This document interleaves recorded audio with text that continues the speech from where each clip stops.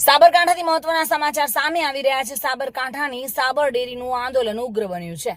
ઉશ્કેરાયેલા પશુપાલકોએ ડેરીના બંને ગેટ તોડી પાડ્યા છે। પશુપાલકોએ પથ્થરમારો કર્યો છે। પોલીસે ટીયર ગેસના સેલ પણ છોડ્યા છે।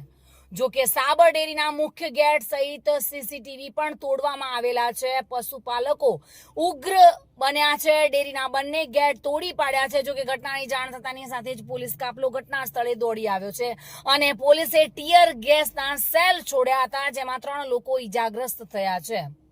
સમગ્ર વિસ્તારમાં નાસભાગ મચી જવા પામી છે। ભાવ વધારાની માંગ કરવા જતા આ આંદોલન ઉગ્ર બન્યું છે।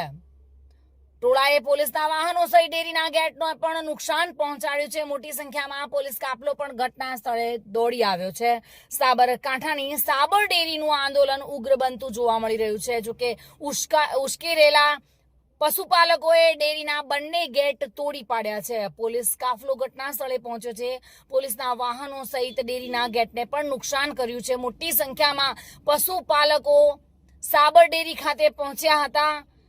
ભાવ વધારાની માંગને લઈને આ આંદોલન ઉગ્ર બનતું જોવા મળ્યું હતું। જોકે 3 લોકો ઈજાગ્રસ્ત થયા છે, તેમને સારવાર અર્થે હોસ્પિટલ ખસેડવામાં આવ્યા છે।